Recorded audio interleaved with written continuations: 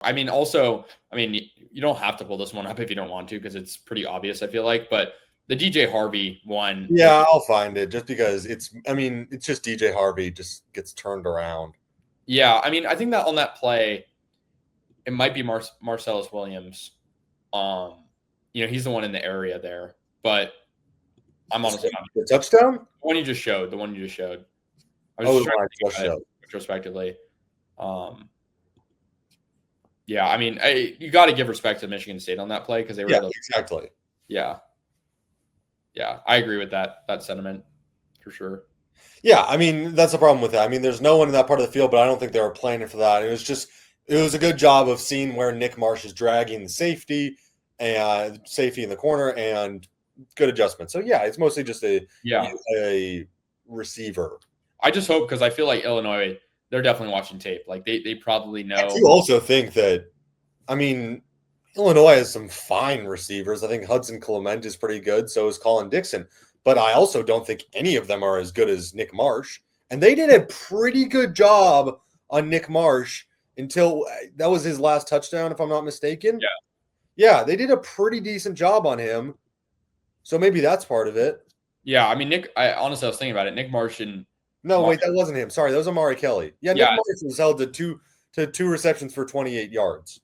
I mean, they hadn't played an elite receiver up until that point. Yeah. The best receivers they've played are Nick Marsh and Nitro Tuggle. Yeah, and even Nitro Tuggle's not that good, to be honest. With all due respect. Yeah. Marsh is good, though. I like Marsh a lot. He hasn't had a great year, but I like him a lot.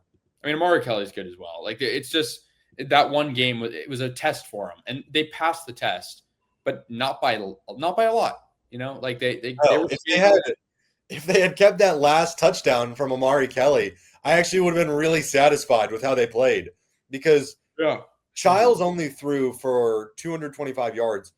75 of them came from that touchdown. Yeah. They were actually able to keep the passing game out pretty decently. So that does give me a bit of hope, maybe confidence in them against Illinois because I do think Altmyer is better than Childs. But Childs is not a bad quarterback, of course. And then the run game, most of it was from that one drive. So the defense very much played well, except for, they let Michigan State back into oh my gosh, excuse me. They let Michigan State back into that game. Of a game that shouldn't have been a one score in the fourth quarter. They, of course, went up by 3. Should have ended as a 3-score game. But what are you going to do? Yeah, I mean, it's tough because I feel like at the end of the day, like there's not a whole lot we can learn from a game like that just because it's still an opponent you're expected to beat. You're at home and the offense hasn't showed a blip yet. Mm-hmm. Like the offense at some like Jaden Maiava is going to throw an interception at some point. It's just going to happen.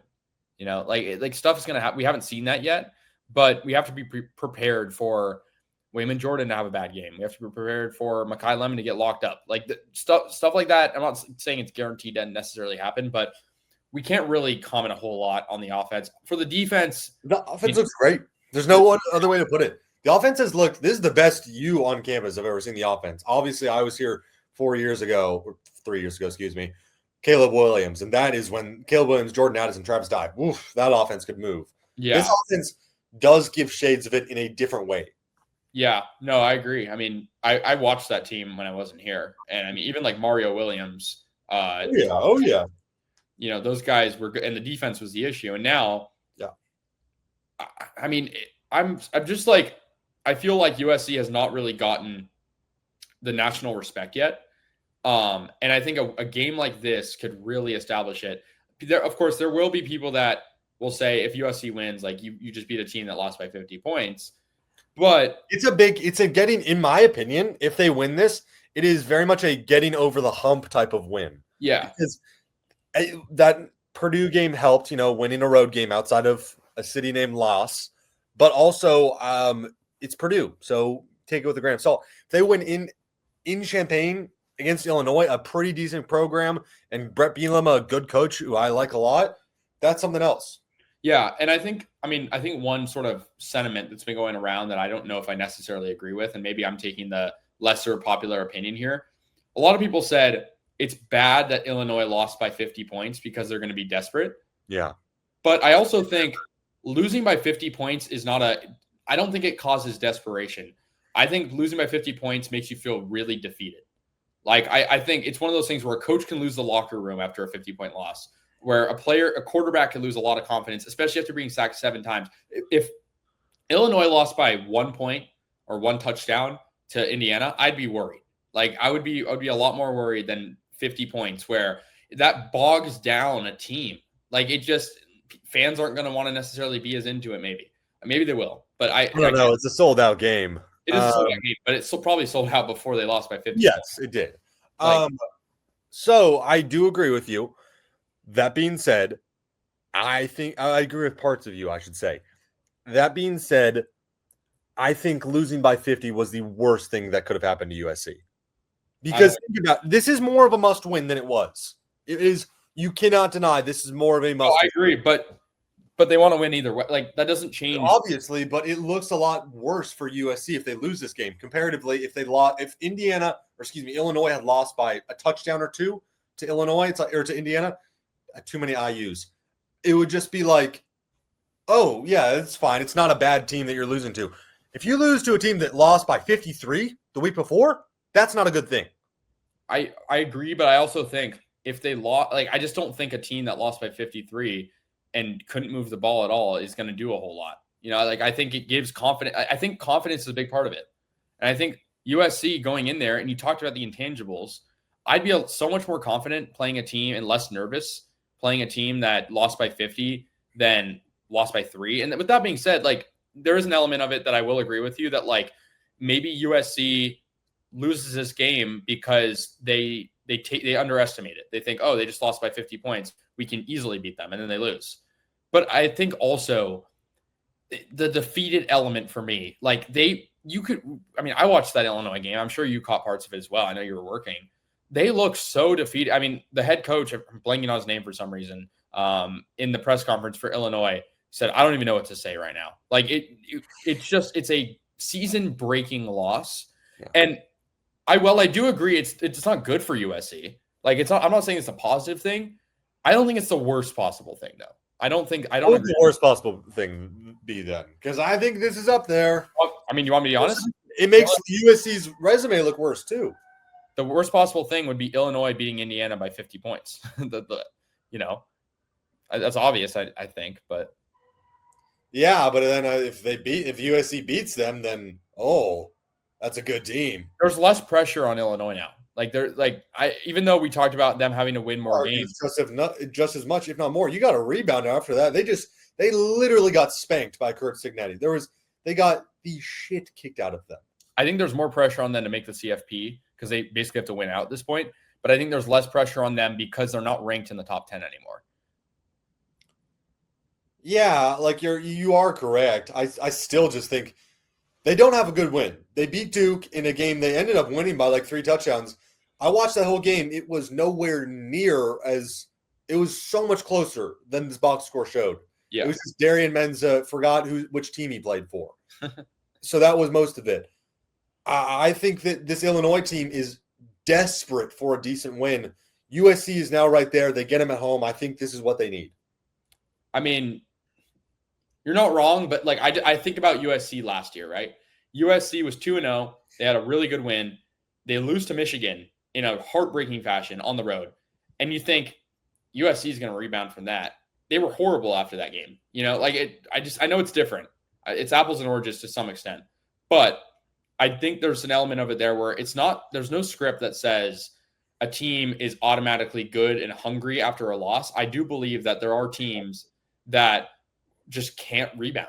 Like, it's just, the loss is so demoralizing that it's just, and I'm not necessarily saying that's going to happen in Illinois, but I wouldn't be surprised if they came out flat.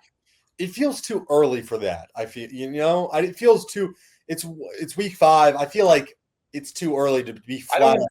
I think if they lose this game, that is the one they get demoralized. Because then you lost by 50, then you lost at home. And it's their homecoming game too. I think it is early, but like there's teams like Notre Dame that if they lose one more game, they're out of the CFP pretty much. Okay, yeah, but also think about Notre Dame last year, who lost to Northern Illinois in week 2 and made the national championship. Yeah, but that's the only game they lost. Like, one loss versus.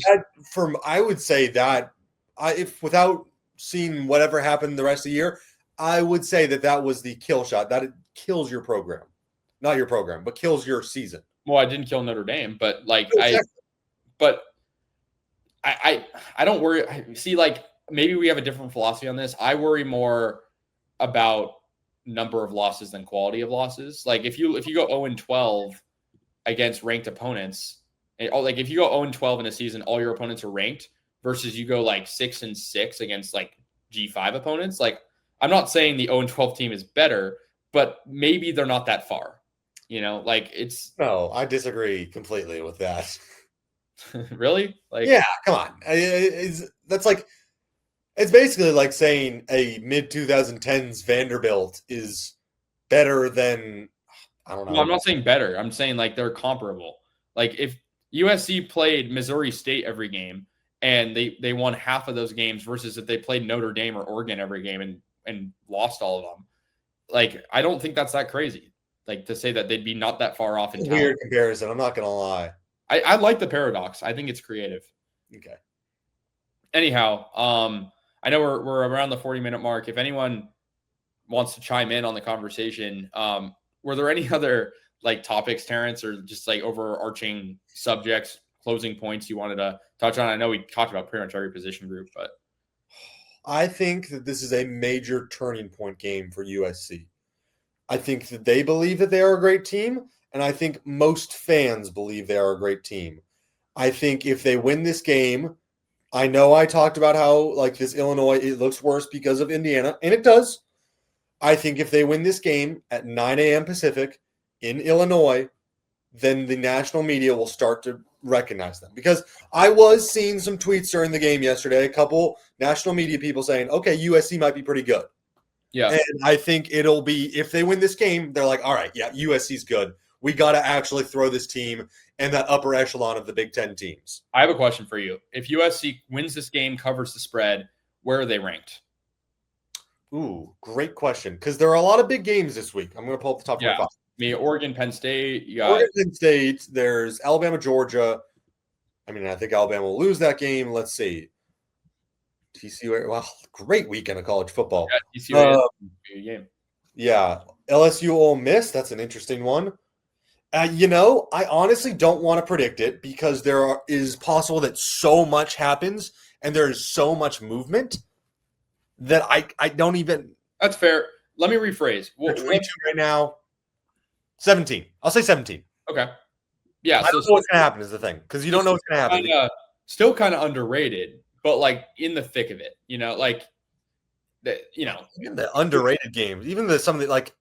Dare I say, Tennessee, Mississippi State is a really interesting game in Yorkville. I have another question for you. Yeah, go for it. I want to know what you think USC's record final, because we've done predictions so many times of them. Yeah, we have done a ton, but now it's real. Like, if USC wins this game, what's their final record? If USC loses this game, what's their final record? I know it's a really hard. If they lose this game, I stand by my 8-4. 100% stand by 8-4 because that means I don't know if they'll beat Nebraska. Even though Nebraska looked only fine against Michigan, definitely not great, but only fine. I still think they lose that game, and I think that means they lose probably to Notre Dame and Oregon. If they win, 10-2, but I will not count out 11-1. I won't count it out. I won't do that because I know I've been negative. I know I have. I will not count out 11-1 if they win in Illinois to a sold-out crowd because that means you're going to go to a Notre Dame team, which even though they haven't won in South Bend in, I want to say, what's it been, 12 years? How long has it been? 2013? It's been a while. It's been way too long. Oh, double-digit years. It's a Notre Dame team whose defense sucks. Offense is really good. Not a lot of teams can beat USC in a boat race. Not a lot of teams can beat USC in a shootout. And I think if Notre Dame's getting in a shootout with us, they're in a problem. They have a problem. Yeah. I mean, what about Oregon? Like we lose Oregon. I've kind of chalked up Oregon as lost. I think Oregon is one of those teams that can go with them, and they have a better defense than Notre Dame. Okay, yeah. I mean, I'm going to answer the question too. I think if they lose this week, I'm going to also say 8-4, maybe 7-5, because I think last year, like when they lost to Michigan, people were saying, "Oh, they can come back for this." That one loss was so defeating for them. So I honestly think 7-5. They like. I don't want to say it. I don't want to. Yeah, say it. yeah. It could happen. It's on the table. It's so on the table. If they win, though, like I seriously think 11-1 could be in play. Like I'm gonna say that as my ceiling. It's so frustrating that the range it really does range between. And look, anyone denying that 7-5 is not on the table, I fear you're just wrong. It is on the table. It 100% is on the table. Yeah, I mean, it's too early to definitively say USC is not winning 7, is not going to lose 5 games. If you've watched a minute of USC football the last 3 years, you would know that the difference between 7-5 and 12-0 is close. A minuscule amount, and it is possible they do that again. And like we've talked about a bunch of times, I don't have the most confidence in Lincoln Riley. The last 2 years, he is really disappointed with the amount of talent his teams have had. So yeah, no, that's fair. And I feel like I think Lincoln Riley has gotten a lot of, like, I wouldn't say hate necessarily, but he's gotten a lot of like criticism. Yeah. And I think he's done a really good job this year. Like, I think he's coached them really well. It has been better. I will 100% say it has been better. Yeah. Like, it just feels like except for the penalties. Like, the penalties. Yeah. But the play calling, the decision-making, like, it just feels like a lot stronger and tighter this year.